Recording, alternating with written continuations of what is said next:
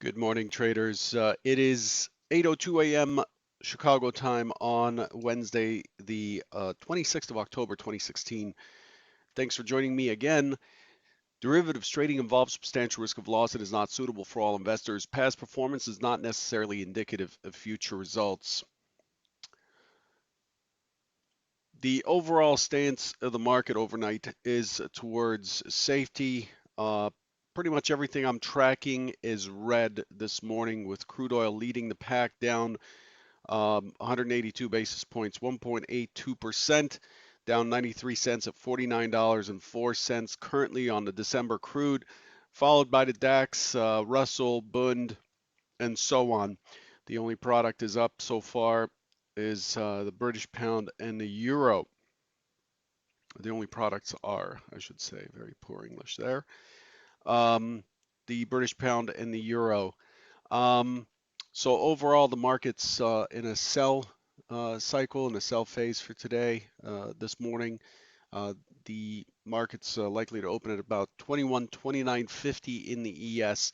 Looking at what we've got for today, um, I don't need to mention that Apple announced yesterday revenues were lower, and earnings were beat slightly, but revenue numbers were lower. This morning we got advanced goods trade balance, wholesale inventories. Um, Early on at 9:45 Eastern, just 15 minutes after the open, we're going to get U.S. Services PMI, the prelim number, looking at 52.5, and at 10 o'clock we get new home sales for September. And then, of course, at 10:30 we get gasoline inventories, distillate inventories, and crude oil inventories. Crude oil inventories expected at 1.750 million positive. Distillates looking at a deficit of 1.5 million, and gasoline inventories looking for a deficit of 1 million.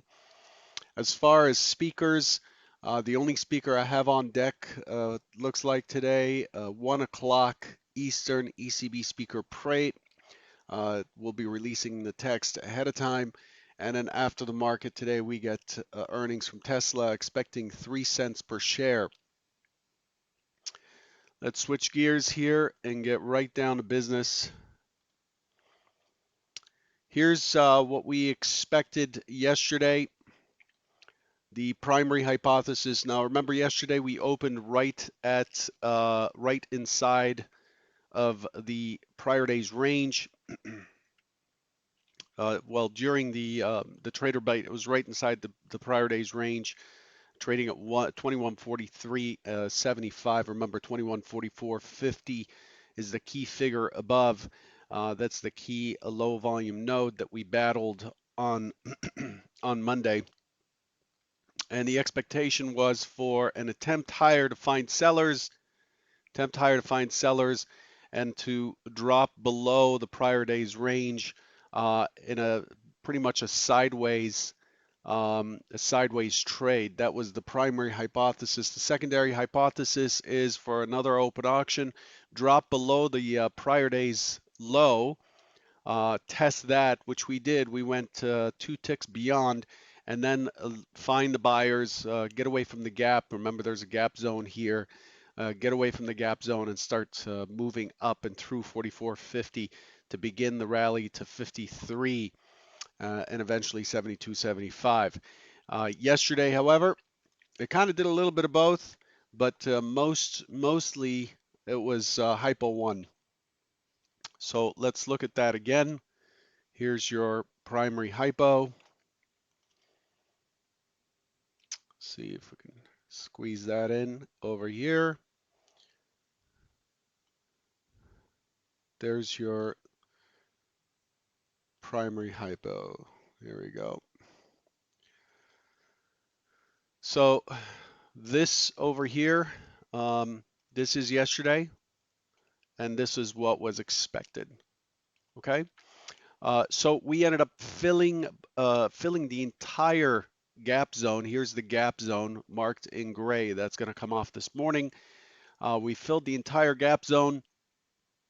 And yesterday I expected it to push to about the mid. The low was expected to be around the mid, but the expectation is once it does, it is likely to chop on sideways, and it did into the close here. So that's basically where we ended up with what we ended up with yesterday. Hypo 1 was really in effect, although in the morning it looked like Hypo 2 with this 2-tick test and push up.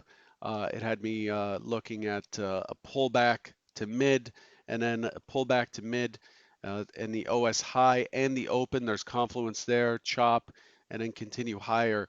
And since it failed to do so and it pushed through the mid, it crossed into the other side of the opening swing. There's the confirmation of the opening swing. It looked like it was likely to go lower and to look for a pullback to mid somewhere and get short. Could not get short here. This is a great short, and then again a great short on a new the mid drops right there, so that resets that setup. Short right there, right almost to the tick for a push down into the close. Notice that the shape is B-shaped.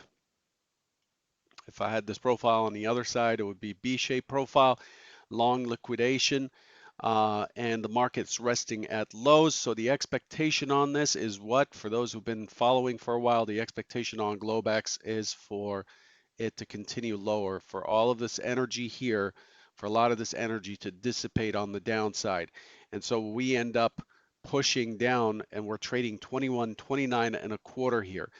The reason I point these things out is to repetitively, habitually instill the process of the auction into your mind. So that's what we have as far as where we are on the overnight. The overnight shows that the market immediately went into sell mode here. We pushed down right away, and then sideways for much of the Asian session. The drop is on Apple right here. Uh, and then much of the Asian session, it sat sideways. And then once the European session started, that's when we pushed to lows. And what we have here is a push, pull, again, right to mid. I'm sure some of you are getting bored with this pull back to mid type of thing that I keep highlighting, but there it is. And then now it's attempting to continue lower. This is likely to take out the 21.26 at some point today. So we'll see what happens here on the open. On the bigger picture, let's pull up the flex chart. Let's get rid of this gap right here. On the bigger picture, as we extend this profile forward, we see that we're filling in the middle. The profile, just like I pointed out yesterday, is becoming more and more Gaussian or bell-shaped as we move along. So if you look at this profile, the ultimate balance shape looks something like that with the value area like this. Um, and if I roll this back, you'll see how it starts there, and you can see how the volume is moving up. See that point of control, that pink line that's bouncing around, moves up and then it starts to move down again. And look at how the shape is changing. It's filling in the middle, and that's what happens in balance, right? The market starts to fill in the middle until at some point it breaks away from that area as it reprices value. And currently we're trading down here on this chart. We have a fair amount of resistance above us at this point. I'm looking to sell any test above to 2135. What is it here? So the point of control is 2135. Yeah, I was right. 2135. I'm looking to sell anything into 2135. I'm looking for resistance there. I'm looking for a continuation lower this morning. That's how things are shaping up. You just gotta look at the facts and trade the facts as opposed to what my bias is. So as far as what we're expecting today, let me draw that on here. Expectations for this morning is the expectation for this morning. It's an open auction again. We're opening in a gap. We have a gap above us. The expectation is for an open auction. I'm looking for an attempt higher, push down. Actually, that's not hypo one. Let me look at my notes here. Hypo 1, open auction. The expectation is for it to push lower and attempt to continue down, and then I expect it to pop back up towards the value area or towards the MC point of control and go sideways again. The market is still getting earnings and it's still in a sideways pattern. We have dropped yesterday. We've got this thing going on, but this has already broken this lower trend line, and the expectation is that buyers are likely to step in as they have when we come down here.